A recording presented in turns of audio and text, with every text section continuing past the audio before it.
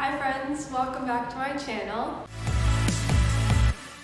So we're just gonna hop right in today. I have a little bit of a more informational video for you guys. You probably saw by the title, that's why you clicked on this video, but today we're gonna be talking about how to fix your relationship with food.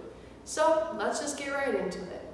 For those of you that are new here that haven't really been following my journey for that long, you may not know that for a while I struggled with my relationship with food. It was not to the point where like I had a serious eating disorder, but I did develop some disordered eating habits, and that was really detrimental to my mental and physical health, and it took me a very long time to get to where I am now and to kind of get out of that funk. So I want to share with you guys some things that really helped me figure out how I could have a better relationship with food and how to help my health get back to where it needed to be. So the very first thing that I did was I stopped tracking calories. Now this can be different for many people, and it's talked about enough. I do think that the fitness industry does a good job of talking about this, but I think it's so important, so I think it can be talked about more than enough. Tracking calories can be very detrimental to mental health, depending on who you are. I'm a perfectionist, an overachiever, let's just put it at that. So when I was tracking calories, I was very hard on myself about it. I was very strict with it, and I wasn't eating enough. I was not educated at the time when I started my fitness journey, so I really was not aware that I wasn't eating enough. All I knew is that you need to eat less to lose weight, so I just like right off the bat cut out so many calories, and made sure that I tracked everything, and I felt bad if my breakfast went over 200 calories and all that stuff. But anyway, tracking calories strictly can really take away the thought that food is there to help you, it's there to benefit you, and it just puts a negative energy towards food. And food is more than a number, and that's kind of what counting calories does or did for me. So if you are somebody who is obsessive with counting your calories, it's all that you think about, you worry about, you are super upset if you go over, I would ditch it.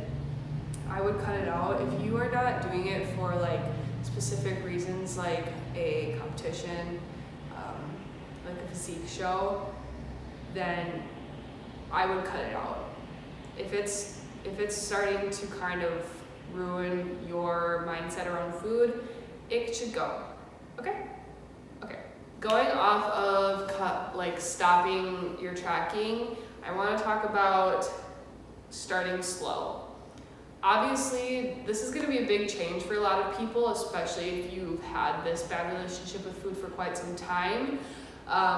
Your mind is probably so set to a certain point in your thought process when it comes to food that it's gonna take a while to be able to completely stop tracking or completely stop doing this. So I want you to start slow. Maybe you only track for 3 days of the week or 2 days. Maybe every week you take 1 day out. Maybe you only track at night. I found with some of my clients, they like to eat throughout the day and then they just go into their app at night and they put in everything that they ate throughout the day, and they're like, oh, that's how many calories I ate today. And then that's it. It's not that way they're not saving up calories or worried or not gonna eat enough at night when they're hungry because they don't have enough calories left. So that works for some people, but in the sense of calorie tracking and counting, macro tracking, start slow, take it out every so often, just slowly get rid of it, so that you can really focus on your mental health during it. Completely taking it away might not be sustainable for you. Depends on the type of person that you are. Along with starting slow, another thing that I started to do, and this one was a little bit more difficult, and it might be something further on in your journey to bettering your relationship with food, but I slowly started to incorporate fear foods into my diet. A fear food is something that when you have an eating disorder or disordered eating or a bad relationship with food, a fear food is something that you steer clear of. You feel that you cannot eat that food because it will ruin everything. It's horrible for you. It's too many calories. Some of my past fear foods were burritos and donuts, two of my favorite foods now, I am very grateful to say. But what you're gonna want to do is like every month, every 2 weeks, every week, have one of those foods. Allow yourself that food and tell yourself, I am worthy of this food. This is something that's going to make me happy, make me feel good, make me feel full. It's going to fuel my body, and I deserve to eat it. Food is not a punishment, and you don't need to work out in order to earn food. You are allowed to eat food when you are hungry. You are allowed to eat food that's going to make you happy. It's going to make you feel good inside and outside. So it can be hard. It really can be hard. This is not an easy process, but I would say I would start out like every month or every 2 weeks, eat a fear food, because chances are you probably want it. You've probably liked it in the past, and then society kind of told you, hey, like this is this many calories, you shouldn't be eating that. So try it out. And remember to not beat yourself up for it, and to really like hype yourself up and tell yourself, this is going to be good for me. Along with that, I want you guys to start viewing food as fuel. And you've probably heard this analogy before because I've used it in some of my past videos, but food for our bodies is like gas for a car. Food is energy. It's converted into energy for our bodies, just like cars use gas to run, we use food to run. To put it in a very simple way, food is fuel. You have to look at food and think, how is this going to help me today? Maybe I'm really active today. I'm gonna need a little bit more food. I'm running around. I'm expending a little bit more energy today. I need a little bit more fuel. That's what it is. It's so hard for me to comprehend sometimes, even like when I look back on myself and how afraid of food I was. When did we get to that point? Like, when did society decide that food was this thing to be afraid of and to restrict and to not try to like center our lives around? I just it's crazy to me because I don't want to get into some controversial topics here, but like you think like our ancestors and like people so long ago, food was fuel to them. When did it become like a fear? I'm not really sure, but anyway, food is fuel. And going off of that, if your relationship with food is not in the sense where you don't eat enough, but maybe you are at that point where you are binging or you're excessively eating, remember this. Our cars can only be filled up so much with gas. They only hold so much at a time. Our bodies are the same way. We only need so much energy each day to run. And that's what food does for us. So when we're full, when we stop feeling hungry, that's when our body's telling us, hey, like we reached our capacity, we have enough energy to get us to the next point, and then we'll let you know when we need more. Think of it like that. If you struggle with excessive eating or binging, or you feel that you can't control yourself around food, really just listen to your body because it's gonna tell you. Going off of that, I want you guys to focus on listening to your hunger cues and making sure that you're hitting every meal.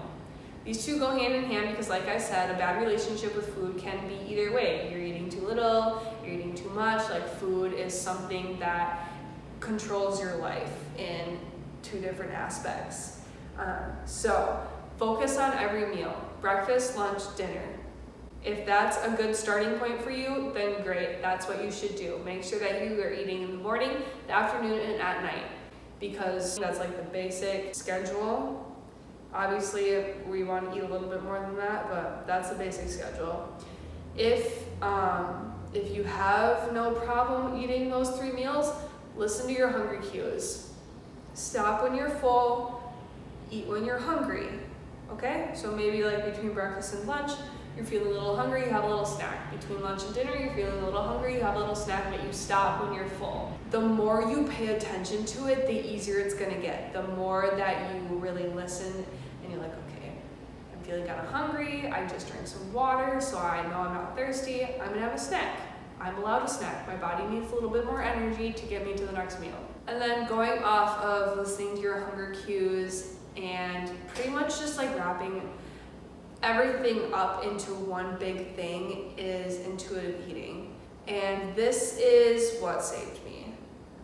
Along with those other things built into intuitive eating, this is what really got me to where I am right now. Honoring my cravings, listening to my hunger cues, allowing myself to eat food that was going to make me feel good on the inside and on the outside for my mental health and for my physical health. This is where I really started to enjoy food and view it as fuel and use it for my body. Intuitive eating is a way of eating where, like I said, you listen to your hunger cues, you eat when you're hungry, you stop when you're full, you honor your cravings. A big thing with diet culture is restricting yourself and cutting out food groups and not allowing yourself to eat foods that you love.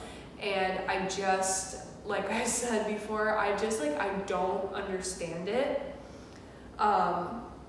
Even when I think about when I was in that place, just what was going through my mind, how I believed any of that, I'm just not really sure why. It's hard to understand why, and that's okay. Like, if you're in this position, it's okay. It happens to so many of us. Diet culture is a huge issue, but I want you to know that you are going to get through it and you are capable of getting through it and you can get better. It's not going to be easy. So intuitive eating, it's not easy at first. It's a learning process, it really is, but it is an amazing way to live life, and it has gotten me to the point now where I am able to track my calories again for the specific goals that I have for myself, fitness-wise, but I did not track for 1 to 2 years. So intuitive eating, it's just eating. It's just going back to our roots. It's eating. Eating is eating, and somewhere along the lines, it got taken away from that, and it got pushed out into this huge thing with all these complications. We eat food to give our bodies energy, and our bodies are gonna tell us when we need that energy, and our minds are gonna tell us, hey, that cookie looks really freaking good. You want it. And you're gonna go, okay, you're right, I want it. And you're gonna eat it, and you're gonna move on with your day, because it's a cookie. It's not gonna ruin your life. So I want you guys to practice that. I want you guys to practice the things that I just told you. And I want you to know that it's going to be difficult at first, but it's gonna get easier. And if you ever need a support system, I am here for you 100%. I know it can be so hard, and I know there are so many things out there, so many people, so many ideas telling you different things and different ways to go about it. But at the end of the day, food is fuel, and our bodies are going to tell us when we want that fuel and when we need that fuel, and we are allowed it. And it's gonna get better. I just want you guys to know that I've been there and I'm here to help you. And these things that I just shared with you are things that have worked for me and have worked for so many other girls that I have helped through their journeys, am helping through their journeys, and that have reached out to me to tell me about their journeys. So that was a lot, but I really wanted to share that with you guys. I think it is very important. So if you guys enjoyed this video, please make sure to check out this video. I'm gonna put it above. It's gonna go a little bit more into depth about diet culture and kind of getting out of it and all that jazz. So thanks so much for watching, you guys. I love you. Don't forget to like and subscribe, and I'll see you next week.